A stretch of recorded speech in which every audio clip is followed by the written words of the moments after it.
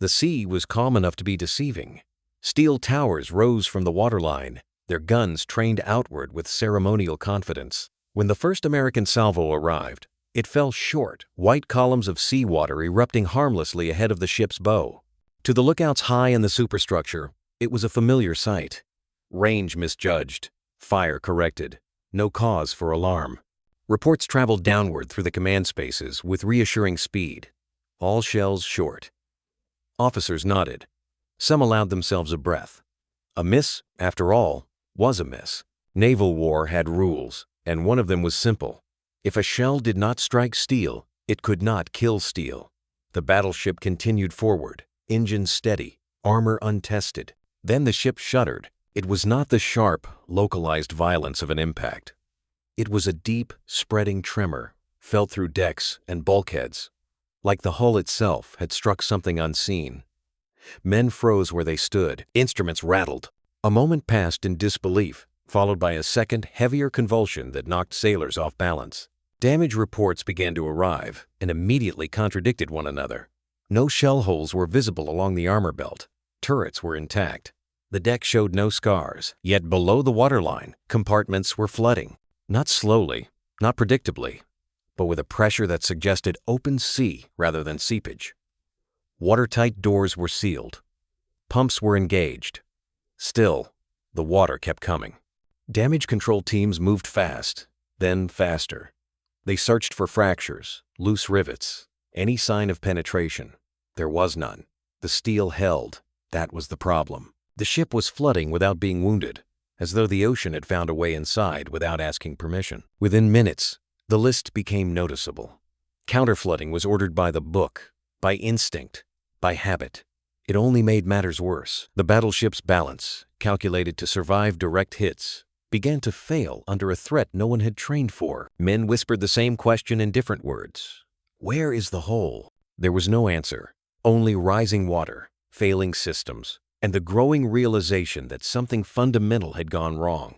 The shells that were supposed to miss had not missed at all. They had simply chosen another path, and as the crew fought an enemy they could not see, far away, in another navy, someone already understood exactly what had happened and why it would happen again. The story rewinds away from smoke and listing steel, back to a quiet American proving ground years earlier.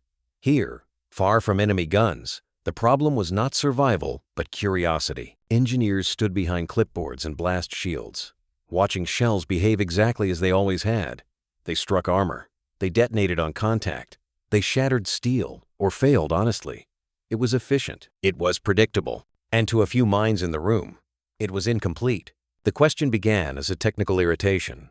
Why, one engineer wondered, did so much destructive energy vanish the moment a shell touched metal? Why did impact mark the end of possibility rather than the beginning? These were not questions doctrine encouraged. Naval gunnery prized immediacy. Detonation was proof of success. Anything else looked like hesitation. Then a physicist asked what others would not. What if the shell did not explode on contact? What if impact was delayed not by seconds, but by fractions too small to feel? The idea sounded academic, even reckless. A shell that refused to detonate violated instinct. It contradicted every lesson learned since dreadnoughts first ruled the sea. Early tests were unimpressive to the point of embarrassment.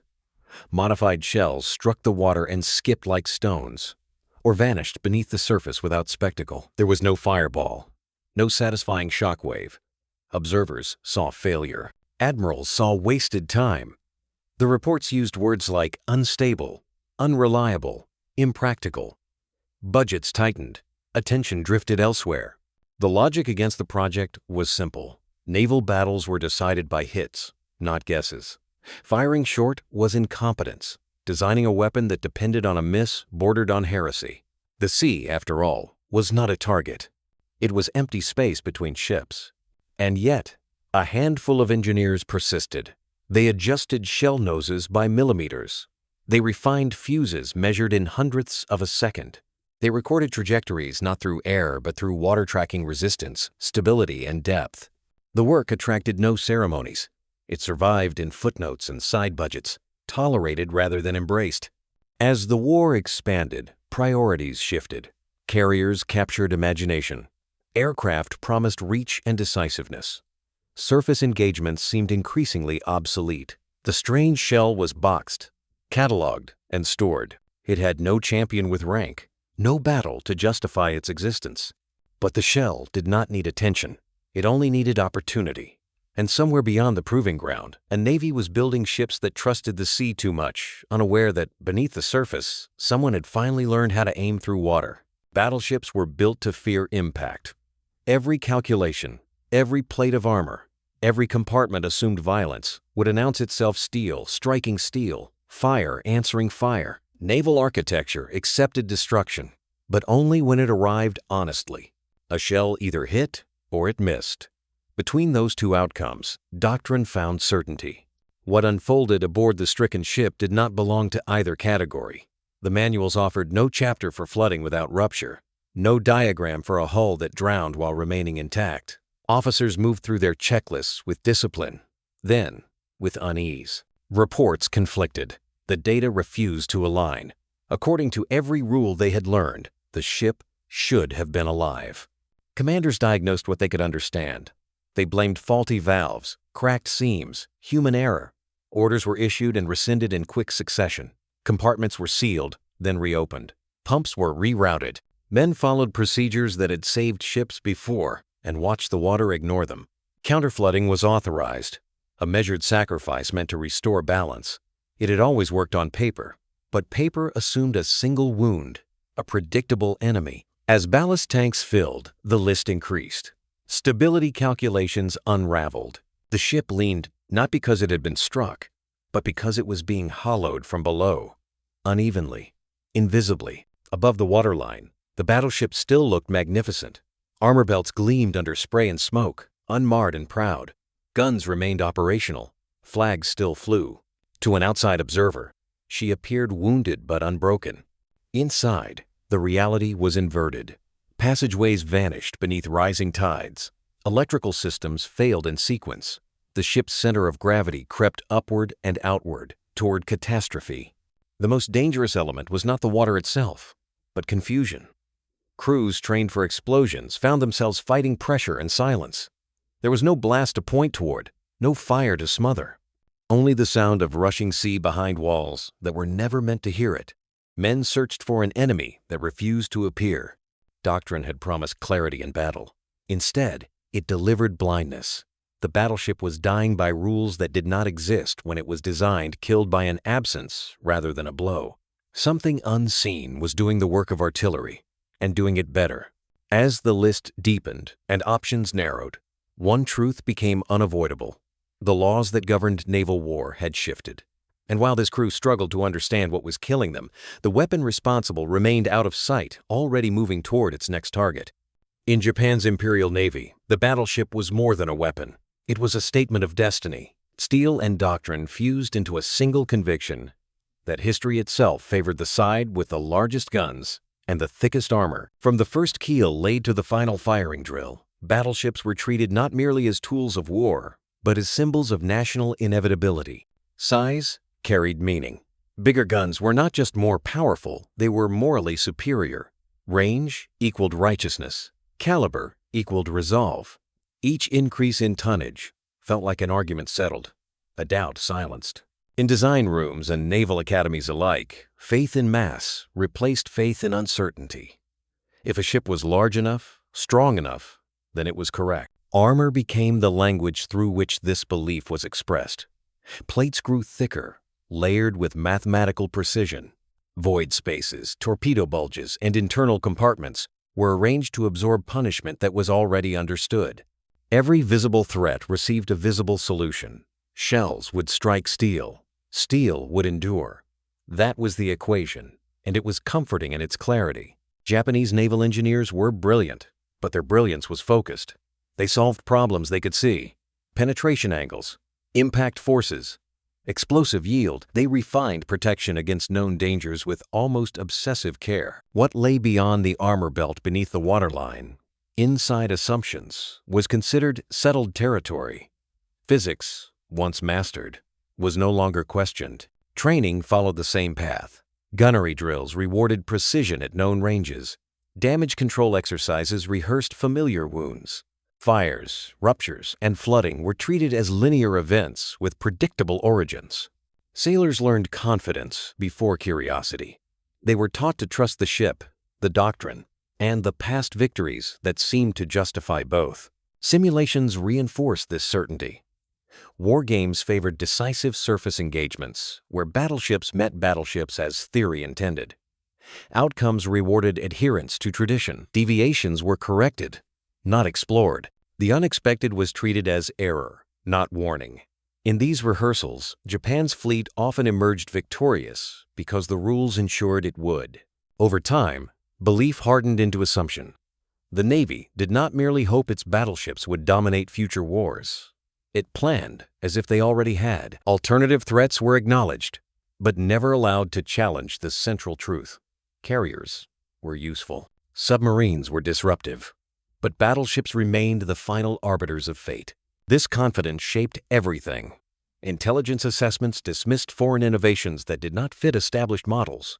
Reports of experimental weapons were filed, not studied. The sea itself was treated as a passive stage, an empty medium separating combatants, not an active participant with rules of its own. By the time war came in earnest, Japan's fleet believed it had already answered the most important questions.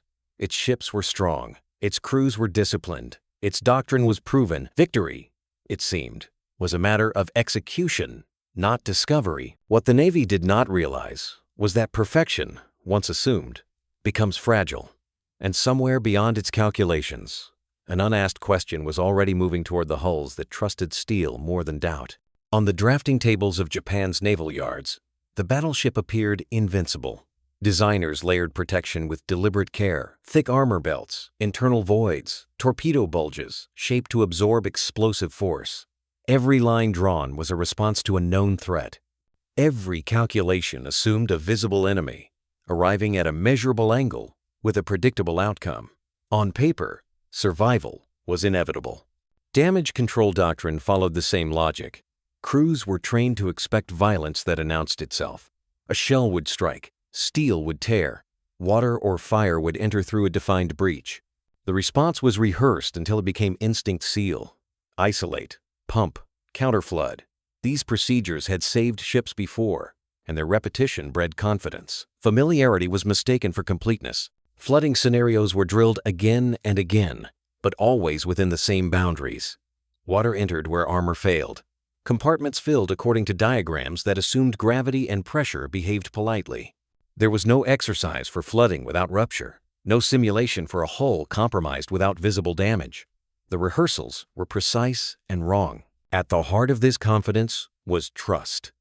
Trust in the hull, in the steel, in the idea that physical strength could substitute for uncertainty. The battleship was treated as a solved problem. Physics had been mastered, contained within formulas and thickness tables. What remained was execution. The sea itself was assumed to obey the ship, not challenge it. This belief shaped intelligence assessments as well. Reports of American naval experimentation were filtered through expectation. Gunnery innovations that did not promise direct hits were dismissed as inefficient or naive. Firing short was incompetence, not strategy. The notion that water could be used deliberately as part of an attack found no audience. It did not fit the model. As the war progressed, attention shifted elsewhere. Aircraft emerged as the most visible threat to capital ships.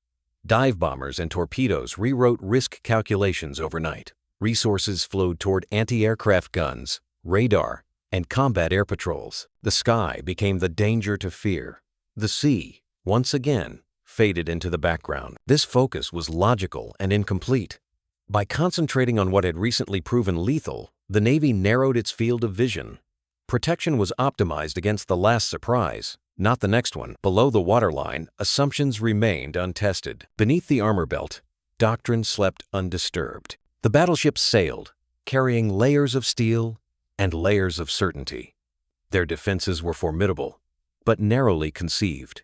Every reinforcement reinforced an idea as much as a structure that war would arrive in recognizable forms, following familiar paths. What formed instead was a blind spot, not a flaw in craftsmanship, but in imagination. The ships were unsinkable on paper because paper did not ask certain questions. And as the fleet prepared to face threats from above, it left itself exposed to something far quieter, something approaching not through the air, but through the space everyone believed was empty. At the center of Japanese naval doctrine lay an assumption so basic it was never written down. Shells, once they touched water, were finished. The sea was a boundary, not a medium. Air carried projectiles. Steel received them. Water ended the conversation. Every firing table, every damage model, every rehearsal accepted this as fact. Because of that belief, underwater ballistics barely existed as a field of study. There were no serious calculations for shell stability beneath the surface, no experiments measuring how far momentum could be carried once water replaced air. The physics were inconvenient, and inconvenience rarely survives inside certainty. What could not be easily seen or immediately applied was quietly ignored. Delayed fusing, when discussed at all, was treated as a technical curiosity rather than a tactical revolution. Fuses were designed to ensure detonation, not postponement. The idea that restraint waiting a fraction of a second longer might be more destructive than immediacy felt counterintuitive. Explosions were meant to be visible. Anything else looked like failure. As a result, the sea itself was treated as empty space. It separated ships, reflected sunlight, and swallowed wreckage.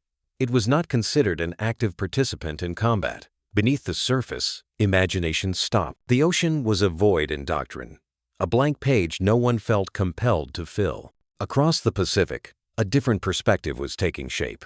American engineers did not see water as absence, but as resistance. They measured its density, its drag, its capacity to slow and stabilize a projectile rather than destroy it. Where one navy saw termination, the other saw continuation. Where one assumed loss of energy, the other calculated redirection. This difference was not merely technical, it was philosophical. Japanese doctrine trusted finality. American experimentation questioned it. One believed war obeyed established forms. The other suspected that form itself could be manipulated. Neither side announced this divergence. It unfolded quietly, inside laboratories and design memos, far from the bridge of any ship. Over time, the gap widened. Japanese confidence deepened as their assumptions went unchallenged. American uncertainty sharpened into method. Each navy prepared for a battle it understood, unaware that it was also preparing for one it did not. When the two worldviews finally met, the result would not be decided by armor, thickness, or gun caliber. It would be decided by what happened after a shell failed to hit its target, by whether the sea was treated as an ending or as a path. One side had built ships that trusted water to be harmless. The other had built a weapon that used it deliberately. And when that assumption was tested under fire, it would not crack, it would flood. The shell did not need to pierce armor to kill a battleship. It only needed doctrine to remain unchanged long enough for physics to do the rest. Teaching a shell to dive required unlearning almost everything naval gunnery had assumed. The first problem was stability.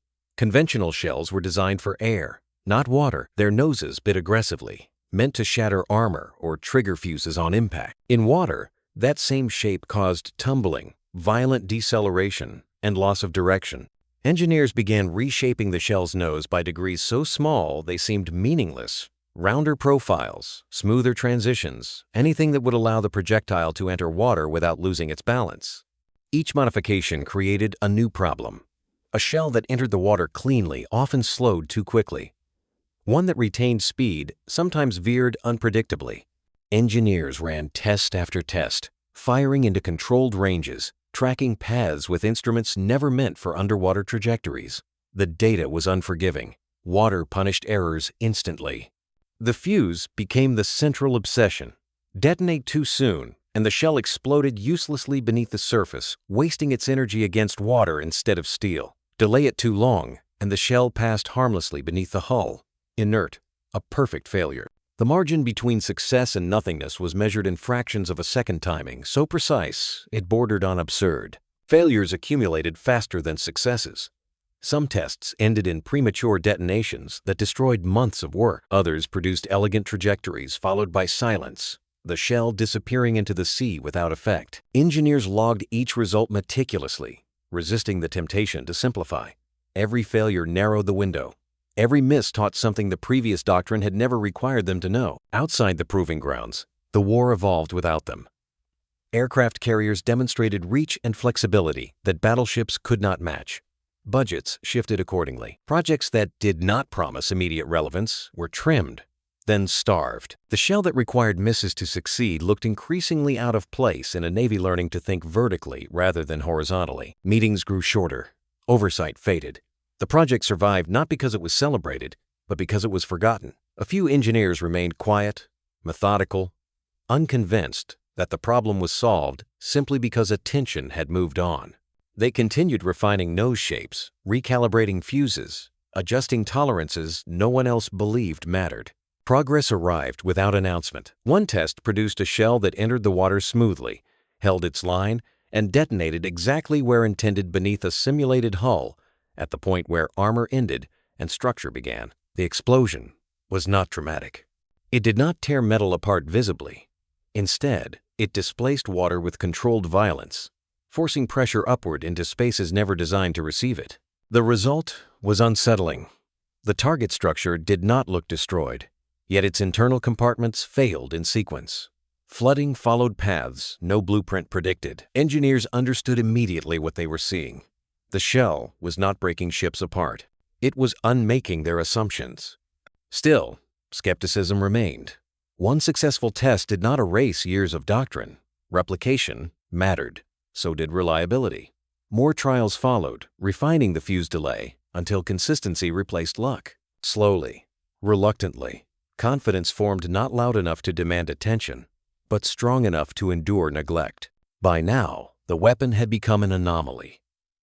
It promised effectiveness in a kind of battle many believed would never return. It depended on disciplined restraint rather than visible accuracy. It rewarded patience, not spectacle. In a navy captivated by speed and air power, it had no natural allies. And yet, it persisted. Not because the system embraced it, but because a small group refused to abandon a question they believed war had not finished asking. The shell did not need advocates with rank. It only needed time and a moment when surface ships would once again be forced to test whose understanding of physics would prevail. For gunnery officers, accuracy was identity. Careers were built on the ability to place steel precisely where it was intended to land. A hit was proof of competence. A miss was a confession of failure. To fire deliberately short, to aim away from the enemy ship felt like an inversion of everything they had been trained to believe. The resistance was immediate and deeply personal. Officers who had spent decades refining range estimation and salvo correction could not accept a doctrine that rewarded what looked like error. Gunnery instincts were not theoretical. They were embodied habits, reinforced by muscle, memory, and pride. When told to aim below the waterline without touching it, many heard an accusation rather than an instruction. New firing tables arrived quietly, printed with numbers that contradicted experience. They asked officers to account not just for wind and range, but for water density, entry angle, and underwater travel distance. The mathematics were sound. The implications were unsettling. To trust these tables required admitting that years of instinct might be incomplete. Training exercises revealed the truth slowly. At first, results were dismissed as anomalies. Shells that fell short produced delayed detonations beneath target hulks. Observers watched as explosions erupted not against armor belts, but under them where plating thinned and structural strength gave way to necessity. The damage did not look dramatic from a distance. Inside, it was decisive. Repeated tests made denial impossible. Shells entering the water at controlled angles traveled with surprising stability. They curved slightly upward as buoyancy and resistance reshaped their path, striking hulls where designers had never expected attack. Armor remained intact above the waterline while compartments below filled rapidly. The ship survived on the surface long enough to doom itself internally. Gradually, perception shifted. The ocean was no longer empty space between guns and targets. It became an extension of the firing solution, a medium that could be shaped, anticipated, and exploited. What had once been considered wasted distance now functioned as a guide, delivering shells to their most vulnerable destination. This required a new kind of discipline. Salvo spotting changed. Success could no longer be judged by splash patterns alone. Officers had to wait for secondary signs, internal detonations, unexpected lists, delayed flooding. Victory became quieter. less theatrical. Confidence had to be internal, grounded in understanding rather than spectacle. Those who adapted found the method unsettling but persuasive. The weapon demanded restraint. It punished impatience. Firing too close or correcting too aggressively destroyed its effect. Gunnery became less about domination and more about precision timing, about allowing physics to complete what instinct would otherwise interrupt. Confidence grew, but it did so in private. There were no public celebrations of deliberate misses. Reports were cautious, language measured. The doctrine spread through quiet briefings and revised manuals rather than speeches. Officers who understood it did not boast. They prepared. By now, the shell had transformed from a technical curiosity into a tactical philosophy. It asked gunners to think beyond impact, to imagine what happened after the visible moment passed. It rewarded those willing to accept that the most effective strike might be the one that appeared to fail. Still, doubt lingered. Battleships rarely met in open combat anymore. The weapon remained untested under fire, its promise theoretical beyond controlled conditions. Many wondered whether it would ever matter whether war had already moved on. But confidence, once earned, does not require constant proof. It waits. And as surface engagements slowly returned to relevance, a small number of gunnery officers stood ready to aim not at ships, but at the water before them, knowing that what followed would no longer depend on chance. By the middle years of the conflict, battleships had become symbols without stages. The decisive clashes naval planners once imagined lines of capital ships trading fire across open water rarely occur. War at sea now unfolded vertically. Aircraft scouted, struck, and vanished beyond the horizon. Carriers dictated tempo. Submarines hunted invisibly. The great surface duel seemed increasingly an artifact of another age. The shell, perfected in quiet obscurity, waited. It sat in storage depots and magazine racks, meticulously catalogued and rarely discussed. Its existence was known to a small circle of specialists, but it inspired little urgency. Weapons gain legitimacy through use, and this one had none. Without battles, it had no proof. Without proof, it had no champions. Crews continued to drill for engagements that doctrine insisted might still come. Gunnery exercises simulated ranges and salvos against hypothetical opponents. Firing tables were reviewed, sometimes revised, then set aside. Younger officers learned the theory with interest. Senior commanders regarded it with reserve. War rewarded what worked yesterday, not what might work tomorrow. Debate simmered just below the surface. Some commanders argued the shell represented a distraction, a solution in search of a problem. Others believed that abandoning it would be premature, even negligent. The argument was never resolved, because there was nothing to resolve it against.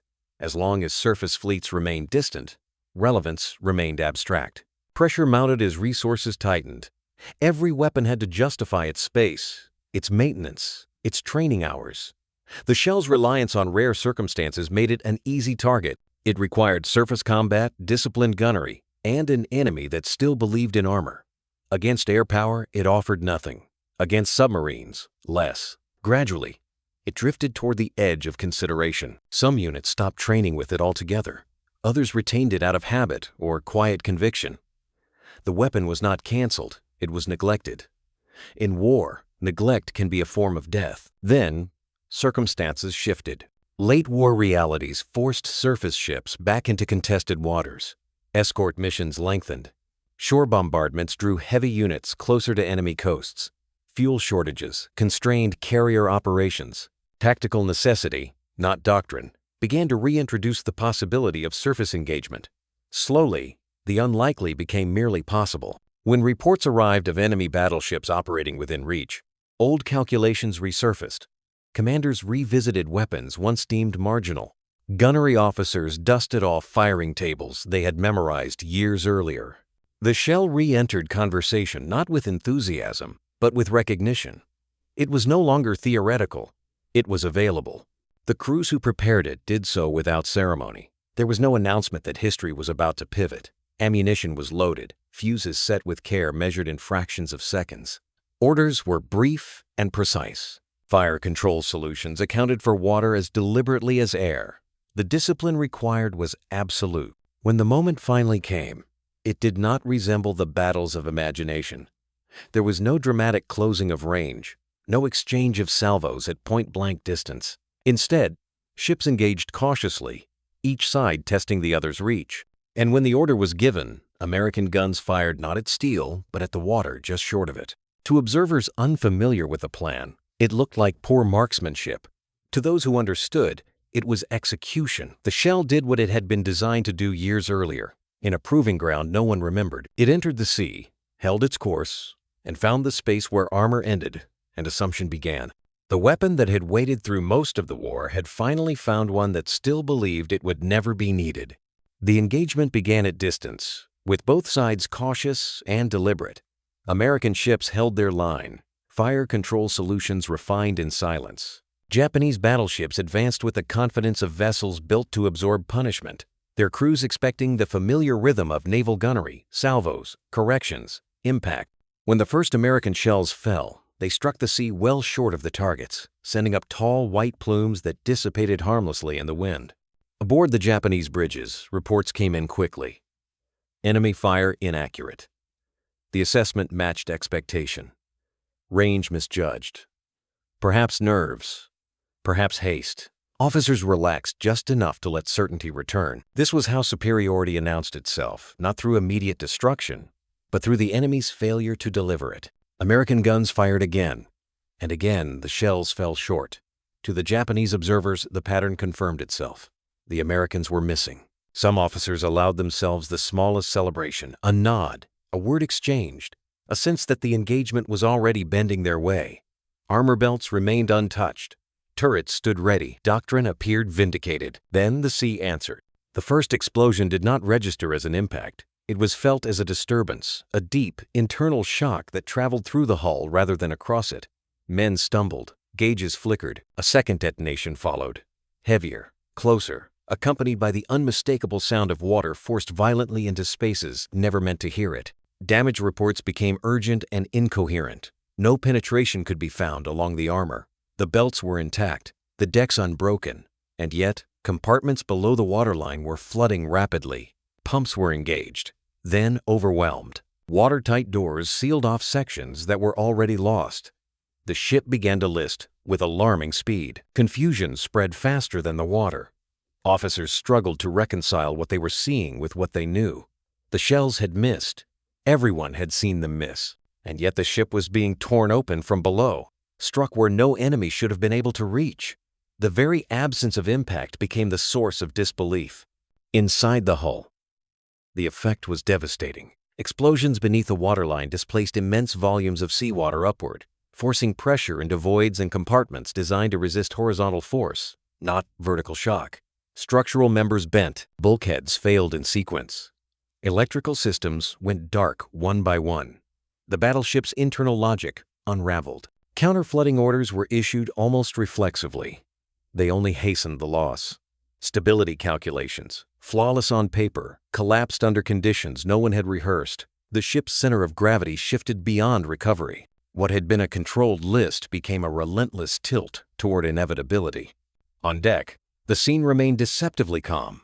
Guns still pointed outward. Flags still flew. From a distance, the battleship appeared wounded but defiant. Inside, it was dying quietly, methodically, as water claimed spaces that steel had never been meant to surrender.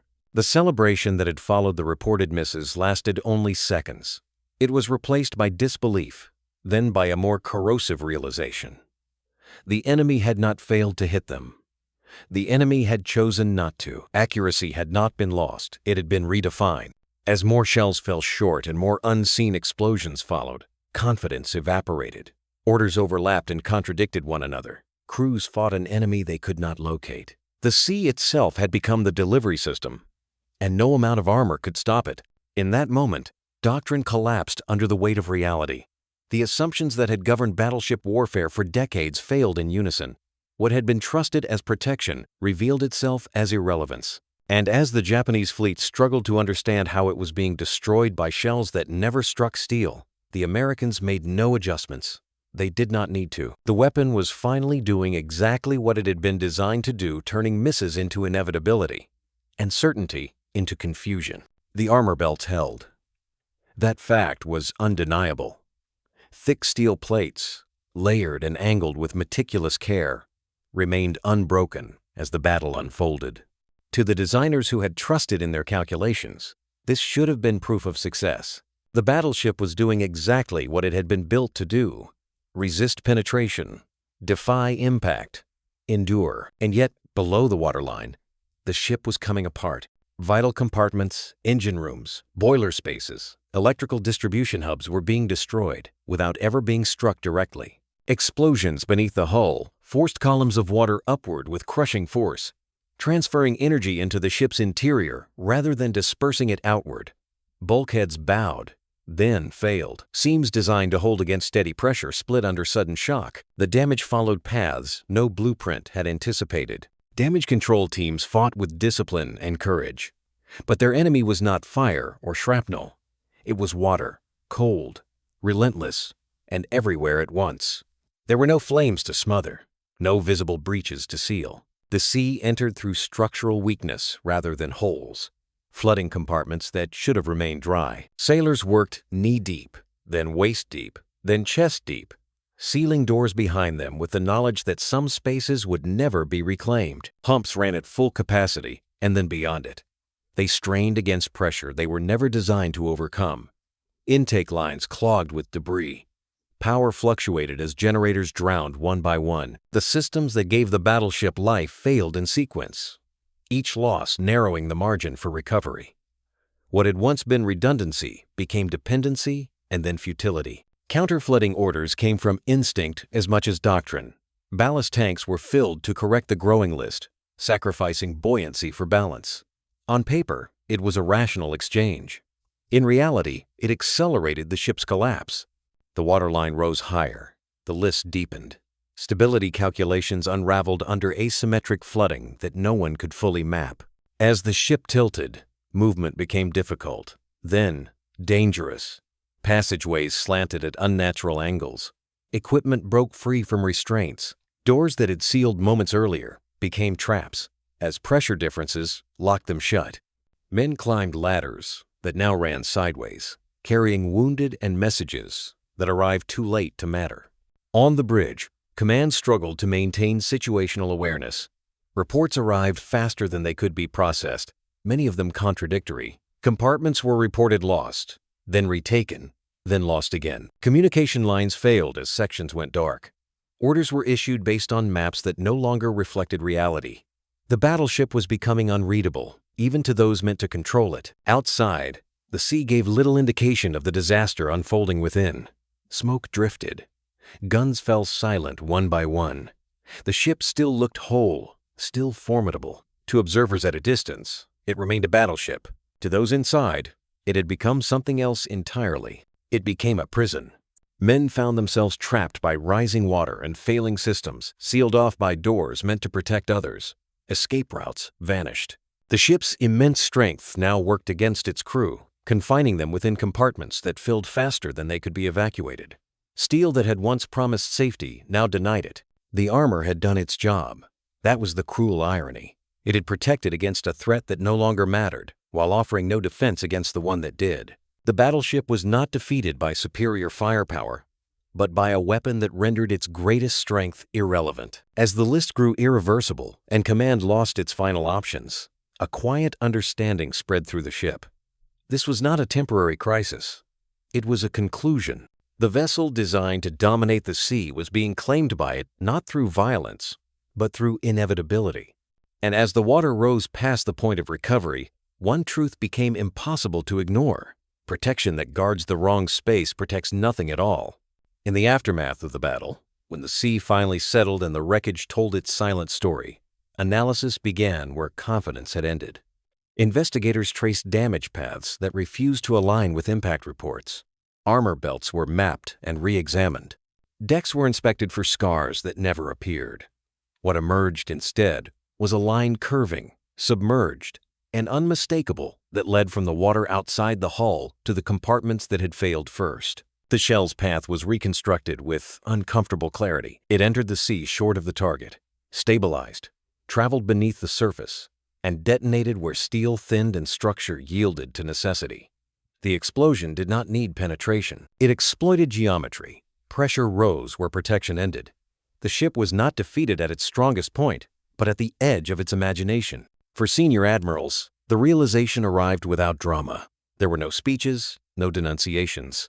Doctrine rarely dies loudly. It expires in silence, when evidence accumulates faster than explanations. The assumptions that had governed battleship warfare, impact, penetration, resistance, no longer described reality. They described a past that had just ended. Battleships, once unquestioned kings of the sea, were suddenly reclassified by circumstance. Their size no longer guaranteed relevance. Their armor no longer guaranteed survival. They had been optimized for a form of war that no longer required them to be destroyed in the ways they expected. Supremacy, it turned out, was conditional. Protection itself was redefined. Steel had not failed. Design had not failed.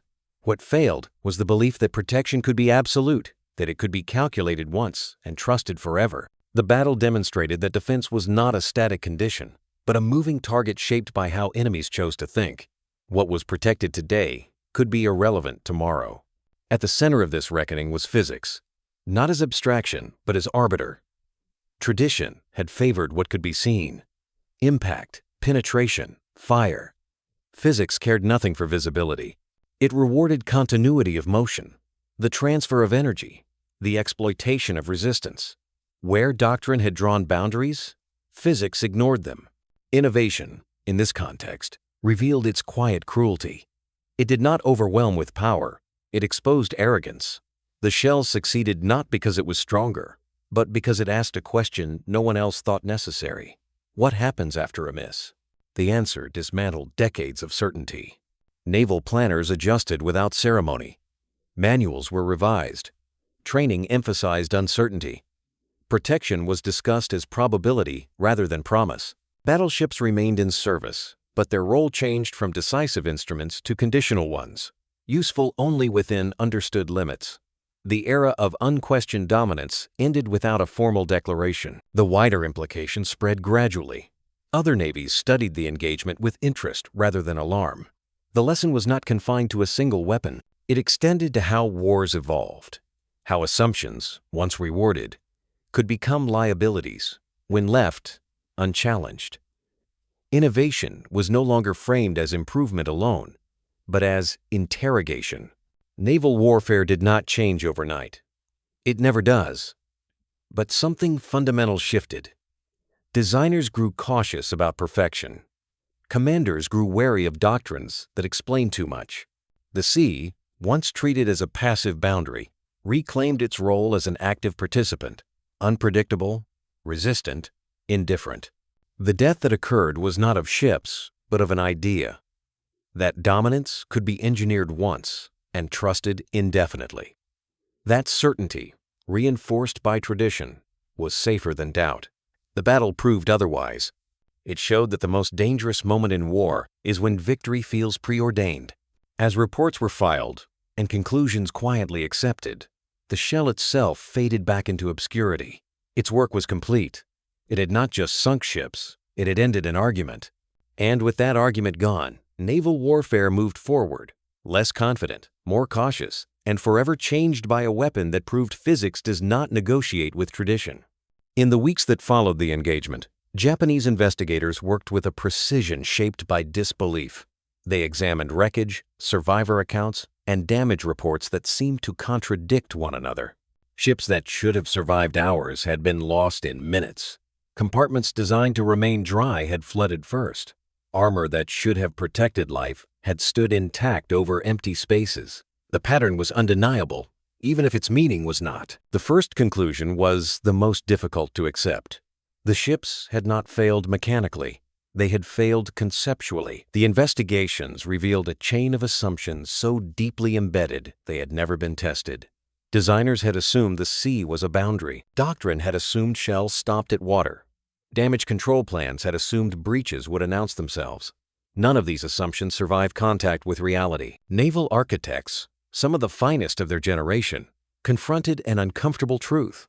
The battleships had been vulnerable where no one had looked. Beneath the armor belts, below the waterline, protection thinned not because of negligence, but because of logic. Weight had to be allocated. Threats had to be prioritized. Undersea attack by gunfire had not been one of them. Now it was. Reports from survivors added a human dimension that no blueprint could convey. Sailors did not speak first of fear. They spoke of confusion, of disbelief, of waiting for an impact that never came, followed by the sudden rush of water in places that should have been safe. Many described the moment not as a battle, but as an interruption, normal routines shattered by an invisible force they could not understand until it was too late. Damage control crews recounted fighting an enemy without shape or sound. There were no flames to guide them, no shattered steel to point the way. Only rising water and failing systems. Some sealed compartments believing they were containing a problem, only to realize later they were isolating themselves from escape. Courage remained constant. Comprehension did not. As conclusions hardened, operational consequences followed. Battleships were reassigned from frontline roles. Some were sidelined entirely, held back not because they lacked power, but because their power no longer guaranteed survival. Others were used cautiously, protected by screens and distance, their presence symbolic rather than decisive. The confidence that once surrounded them never fully returned. Steel, long treated as the final guarantor of safety, lost its authority. Thickness alone no longer reassured designers or commanders. Protection was now discussed in terms of systems, redundancy, and uncertainty. The idea that a ship could be made invulnerable gave way to the recognition that vulnerability could only be managed, never eliminated. These losses carried strategic weight far beyond tonnage. Battleships had been central not only to Japan's naval plans, but to its identity as a maritime power. Their sudden fragility undermined more than doctrine.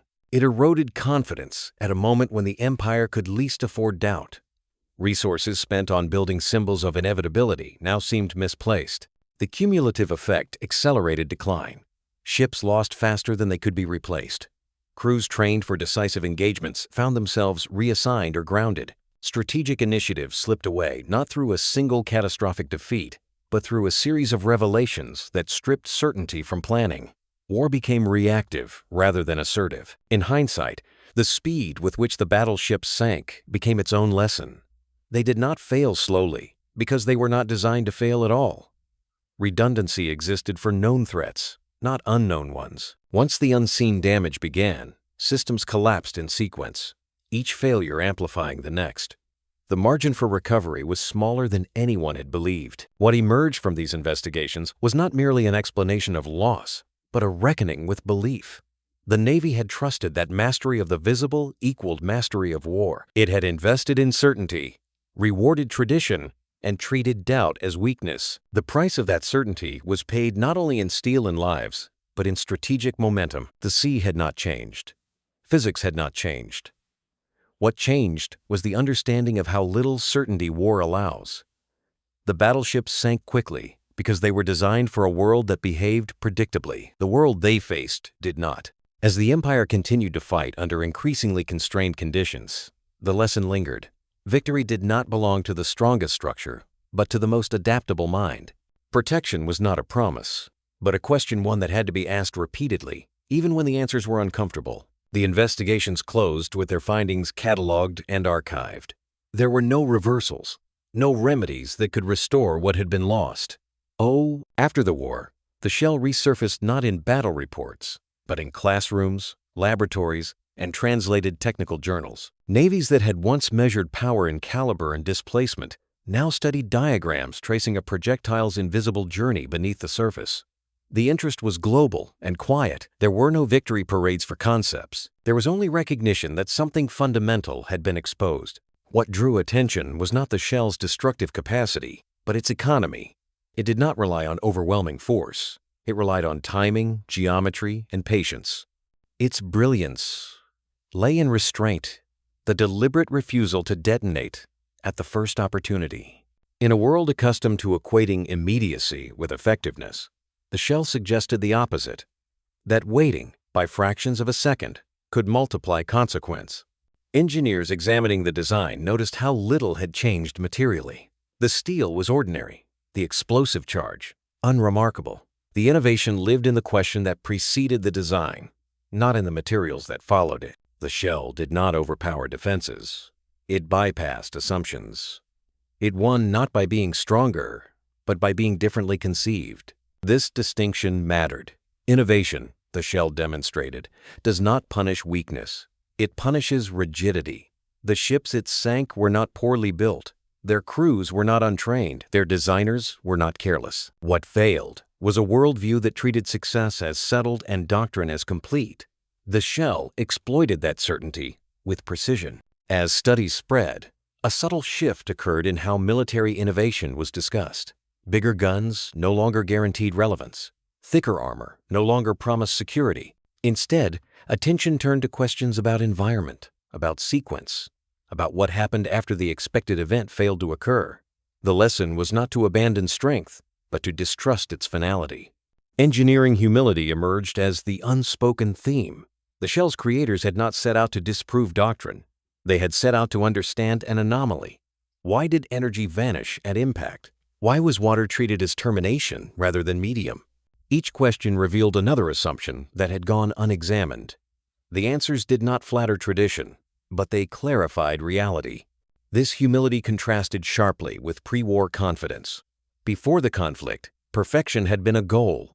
Systems were optimized toward ideal scenarios. Deviations were treated as errors to be corrected, not signals to be studied. The shell inverted that logic. It treated deviation as opportunity. A miss became a path. An absence became a weapon. War, as it turned out, favored those who doubted themselves, not in the sense of paralysis, but in the sense of continuous interrogation. The navies that adapted fastest were not those with the most certainty, but those willing to question their own success. Doubt became a discipline, not a weakness. The shell's influence extended beyond naval gunnery. Its lesson echoed in other domains: air power, armor, design, even strategy itself. Victory was increasingly understood as temporary, contingent, and vulnerable to ideas that approach problems from unfamiliar angles. Dominance, once achieved, became a liability if it discouraged curiosity. Over time, the shell itself faded from active discussion. New technologies arrived, new wars demanded new answers, but the principle it embodied endured. It reminded planners and engineers that the most dangerous weapons are often conceptual. They alter how problems are framed, not just how targets are destroyed. The ships it sank were eventually broken apart or left to rust. Their steel returned to industry or the sea. The shell outlived them not as an artifact, but as a caution. It warned that the future does not reward those who perfect yesterday's solutions. It rewards those who suspect that yesterday's solutions may already be obsolete. In retrospect, the shell did not merely change naval warfare. It clarified a deeper truth about conflict itself. War is not a contest of strength alone. It is a contest of understanding. Those who believe they have already won stop asking questions. Those who keep asking survive. The most dangerous weapon, in the end, was not the shell that traveled unseen beneath the waves. It was the idea that certainty could be trusted, that protection could be absolute, and that tradition could substitute for curiosity. Once that idea died, the ships followed. And long after the last battleship slipped beneath the surface, the lesson remained quiet, persistent, and unresolved, waiting for the next generation to decide whether it would be remembered or relearned the hard way. In the years that followed, battleships did not vanish overnight. They lingered, imposing silhouettes from another logic serving roles that asked less of them than history once had. They bombarded shores, escorted convoys, stood as symbols rather than arbiters. The age that had crowned them kings did not end with a ceremony.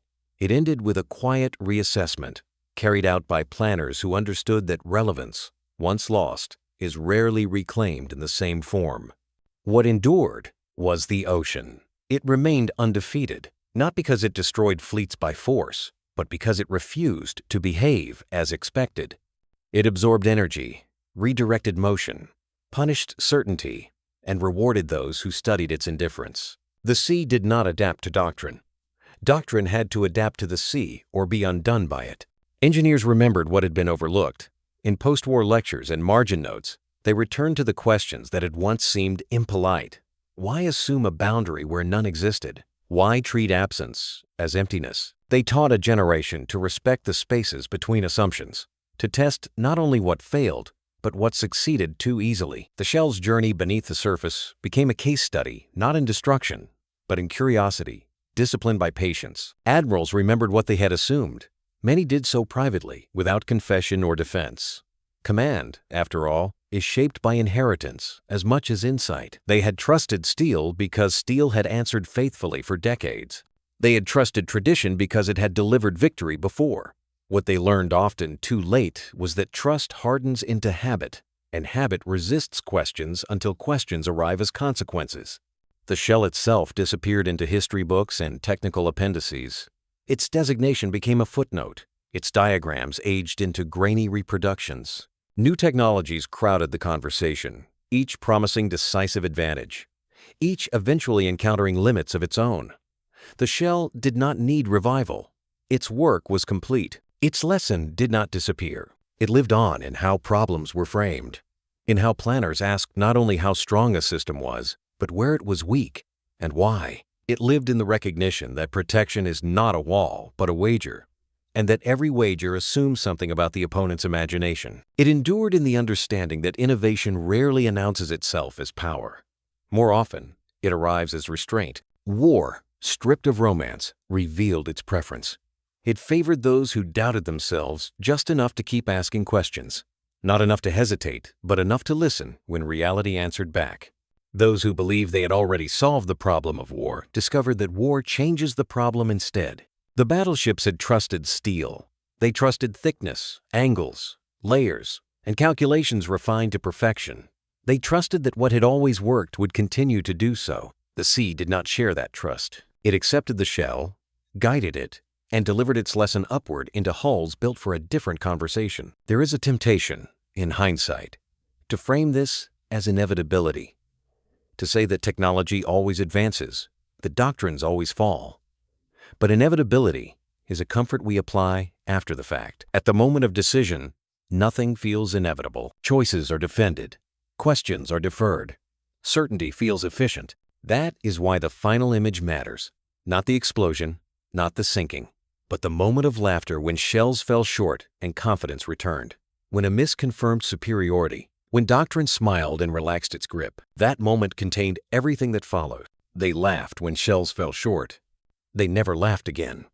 And somewhere between those two moments lies the enduring truth of the sea, that it rewards neither strength nor tradition, only understanding, and that even the mightiest structures can be undone by what they refuse to imagine.